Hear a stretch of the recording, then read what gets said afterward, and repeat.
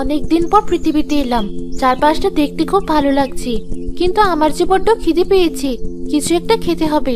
এখন আর আমার জাদু করা কোনো ফল আমি খাবো না। আমি খাবো পৃথিবীর কাছের ফল। এই ফলগুলো খেতে যেমন রসালো তেমন মিষ্টি। ওই তো, ওই কুটিরের পাশের ওই ছোট্ট গাছটিতে কি সুন্দর ফল ধরে আছে। যাই, গিয়ে খাই একটা।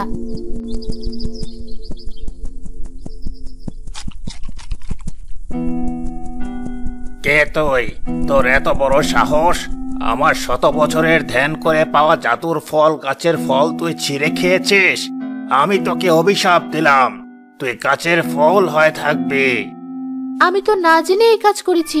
আমি জেনে বুঝে কিছু করিনি। আর আমি ভীষণ ক্ষুধার্ত ছিলাম। দয়া করে আপনার অভিশাপ তুলে নিন। আমি সারা জীবন এভাবে ফুল হয়ে কাটাতে পারবো না। তোর অভিশাপ মুক্তির একটি উপায় দিচ্ছি। এমনি এমনি এই অভিশাপ উঠবে না। তুই আমাদের রাজ্যের রাজার বাগানের একটি ফুল হয়ে থাকবি।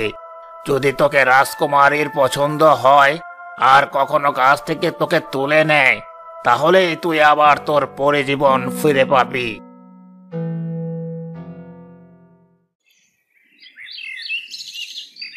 মা, কোথায় গেলি? তাড়াতাড়ি কিছু খেতে দাও মা। একটু পর তো সুখী চলে আসবে। আমরা একসাথে খেলতে যাব। দাঁড়া, সারাদিন কোনো কাজ নেই, শুধু হুকুম করে চলা। তুই আর তোর বাবা আমার জীবনটা জ্বালিয়ে খেলি। একটু দেরিও তোদের সহ্য হয় না। কি রে পুটি, বাড়িতে আছিস? আমি চলে এসেছি। চল এখন খেলতে যাব, না হয় বেলা গড়িয়ে যাবে, পরে আসতে দেরি হয়ে যাবে। মা তাড়াতাড়ি ফিরতে বলেছে। এই তো, তোর জন্য এতক্ষণ ধরে আমি অপেক্ষা করছিলাম। ভালোই হলো তুই চলে এলি। চল এবার আমরা খেলতে যাই। না খেয়ে যাস না। আমি পরে এসে খাবো, এখন আমি যাই মা। তখন তো চাইলাম দিলে না, এখন আর আমার খাওয়ার সময় নেই।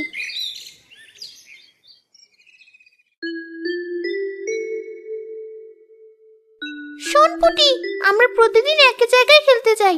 আজকে আমরা অন্য কোথাও খেলতে যাব। এক জায়গায় রোজ রোজ খেলতে আর ভালো লাগে না। ভালোই বলেছিস সখী, তাহলে চল।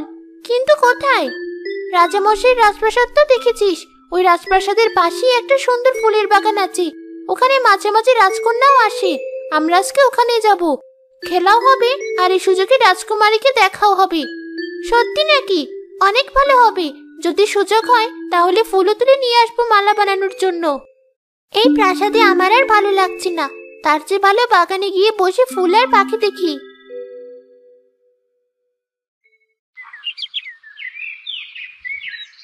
বাহ, জায়গাটা তো অনেক সুন্দর। ওই যে দেখ, মনে হচ্ছে ওটাই আমাদের রাজকন্যা। আমাদের কি ওর সাথে গিয়ে কথা বলা উচিত? কিন্তু যদি কিছু মনে করে?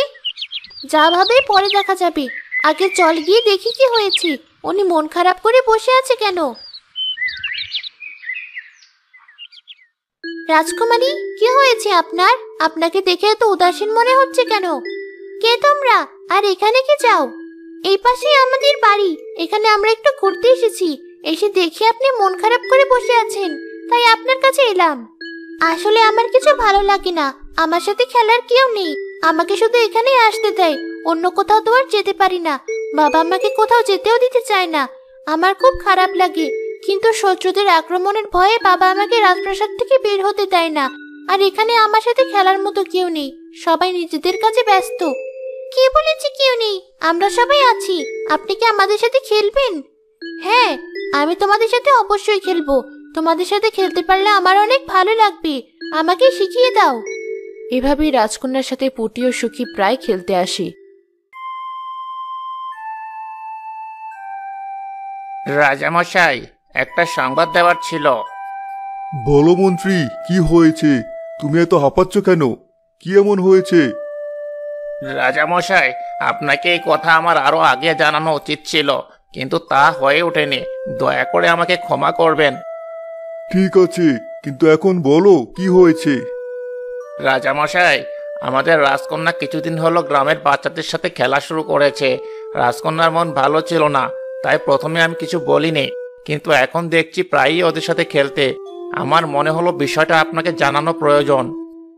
ওদের সাথে খেলা করে সময় কাটিয়ে যদি ও হাসি খুশি থাকে তাহলে আমিও খুশি। ও তো আর প্রাসাদের বাইরে যাচ্ছে না। তুমি শুধু এটাই খেয়াল রেখো আমার কন্যা যেন রাজপ্রাসাদের বাইরে না যায়। আর ওই বাচ্চাদের সাথে অন্য কোনো মানুষ যেন প্রাসাদে প্রবেশ করতে না পারে। আপনার যেমনটা ইচ্ছে রাজামশাই।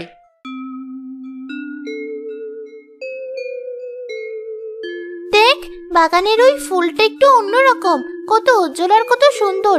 এমন ফুল তো আমি কোনোদিন দেখিনি। রাজকন্যা, আপনি কি এই ফুলের নাম জানেন? না তো, আমি এর আগে কখনো এই ফুল বাগানে দেখিনি। সত্যি খুব সুন্দর এই ফুলটি।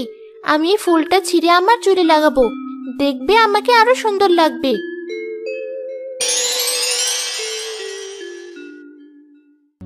আরে, কে আপনি? এই ফুলের ভেতর থেকে কি করে বের হলেন? ভয় পেও না তোমরা, আমি পড়ি। আমাকে তুমি অভিশাপ মুক্ত করলে আজ, তোমাকে অনেক ধন্যবাদ। আমি আবার আপনাকে কি করে অভিশাপ মুক্ত করলাম? আপনার কথা কিছুই তো বুঝতে পারছি না আমি। শোনো তাহলে।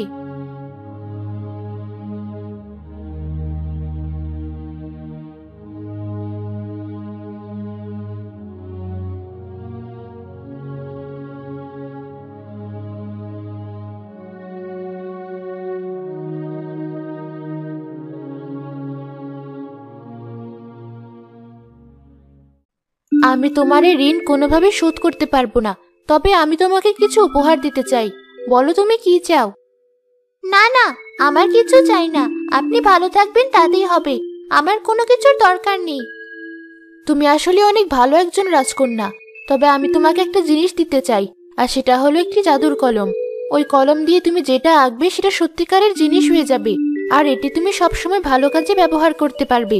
কোনো খারাপ কাজ বা লোভীকে ব্যবহার করা যাবে না। এই নাও জাদুর কলম। এটা অপব্যবহার করলে সাথে সাথে এর জাদু নষ্ট হয়ে যাবে। আমি এবার চলে যাচ্ছি, তোমরা ভালো থেকো ছোট্ট বন্ধুরা। আপনাকে অনেক ধন্যবাদ পরি, আপনিও ভালো থাকবেন। আচ্ছা, আমি একবার চেষ্টা করে দেখি তো সত্যি কিনা। আমি এখন একটা পুতুল আঁকাবো। আমার অনেক ইচ্ছে ছিল আমার একটা সুন্দর পুতুল থাকবে।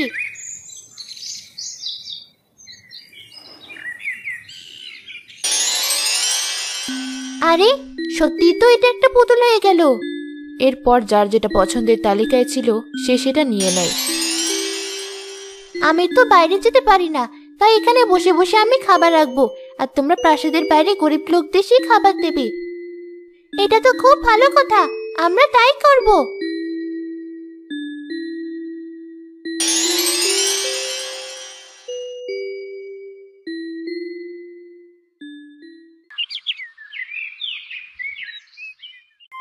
এই সুখী, তোরা নাকি প্রতিদিন গ্রামের গরিব লোকদের খাবার দিস, তা এত খাবার তোরা পাস কোথায়? তোরা তো সবাই ছোট মানুষ। কি বলিস? ওই জাদুর কলম কোথায়? আমাকে একটু দেখা। মা, ওটা তো আমাদের কারো কাছে নেই, ওটা শুধু রাজকন্যার কাছেই আছে। ওরই কলম ওটা, ওরই ওকেই দিয়েছি। ওটা তুই যেভাবে হোক তোর কাছে নিয়ে নিবি। এখনো বুদ্ধি হয়নি তোর? সব আমাকে শিখিয়ে দিতে হবে। যেভাবে হোক ওই জাদুর কলম তুই নিয়ে নিবি। ঠিক আছে মা, আমি চেষ্টা করব।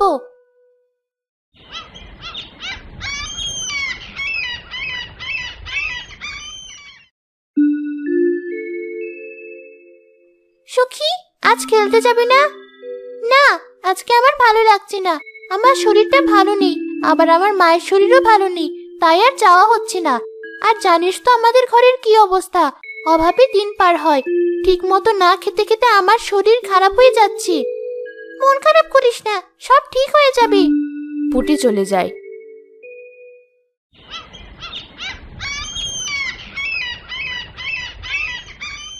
এর পরদিন পুটি আবার সুখীকে ডাকতে এলে সেদিন সে খেলতে যায়। সখী, তুমি গতকাল খেলতে এলে না যে, কি হয়েছে তোমার? রাজকন্যা, আমরা বড্ড অভাবে আছি, তাই না খেতে খেতে আমি আর আমার মা অসুস্থ হয়ে পড়েছিলাম। আমি এখন একটু সুস্থ, কিন্তু আমার মা এখনো অসুস্থ। আপনি যদি কলমটা আমাকে দিতেন তবে আমার খুব উপকার হতো। ঠিক আছে, তবে তাই হবে। আমরা তো সবাই বন্ধু, একজন অবশ্যই আরেকজনকে আমরা সাহায্য করব। তুমি কলমটা নিয়ে যাও, আর তোমার প্রয়োজন শেষ হলে আবার নিয়ে এসো। ঠিক আছে রাজকন্যা।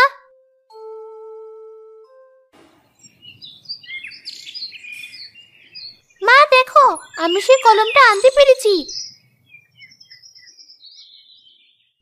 এটাই সে জাদুর কলম, যা আঁকাবি তাই হয়ে যাবে?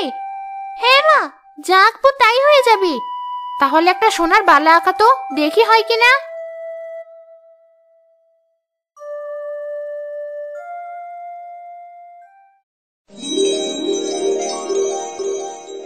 সত্যিই তো হয়ে গেল। এবার একটা কাজ কর, সোনা হীরা এসব আঁকা, তাহলে আমাদের আর কোনো অভাব থাকবে না। হ্যাঁ মা, আমি বুঝতে পেরেছি, এখন এসব আঁকাচ্ছি, তুমি শুধু দেখো। রাজকুমারী বলেছে প্রয়োজন শেষ হলে নিয়ে ফেরত দিয়ে আসতে। না না, তার হবে না। দরকার হলে এটা নিয়ে আমরা অন্য রাজ্যে চলে যাব। ওরা তাহলে আমাদের আর খুঁজেও পাবে না, আর আমাদের কোনো অভাবও থাকবে না। ঠিকই বলেছো তুমি, এভাবে এটা দিয়ে একদিন আমরাও রাজা হয়ে যাব।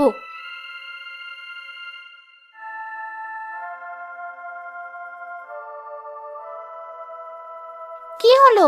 আঁকাচ্ছি তো ঠিকই, কিন্তু কিছু আসছে না। দেখি আরেকবার চেষ্টা করি, হয় কি না।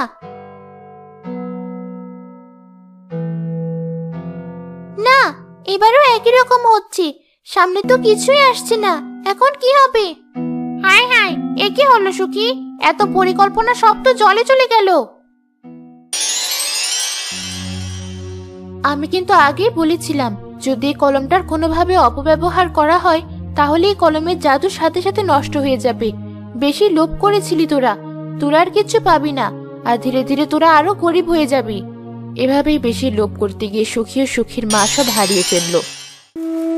রাজকন্যার পুরীর সাথেও তাদের সম্পর্ক শেষ হয়ে গেল।